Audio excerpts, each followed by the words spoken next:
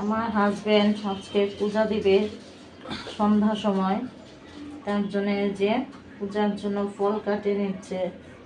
আজকে শুধু আম আছে, তার জন্য শুধু আমই দিবে। তো এই যে নিজে থেকে সব পূজার ওইখানে জোগাড় করে রেখেছে, প্রদীপটাও জ্বালিয়ে দিয়েছে। আর এই যে আমটা কেটে নিচ্ছে এখানে। এটা অবশ্য রান্নাঘর, আর রান্নাঘরে এইটা পূজার দা, এমনি দানা, এটা পূজার দা এখানে নিয়ে বসছে।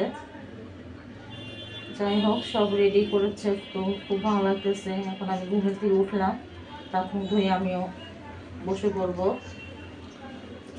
প্রার্থনা করব, আমরা সন্ধ্যাবাতি দেব।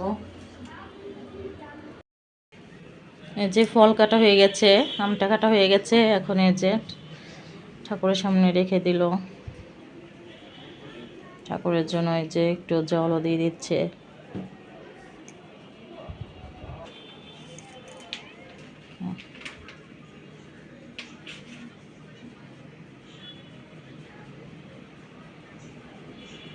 আসলে প্রার্থনার জন্য আরও কিছু সময় হাতে আছে, তো তার জন্য আমি ভিডিও করছি।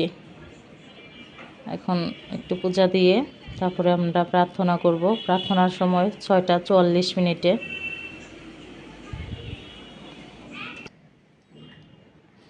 একদম ওই পাশে দিয়ে সব জায়গা দেখায় আসো। ওইখানে আগে দেখাও, প্রদীপটা দেখায় দাও এখানে।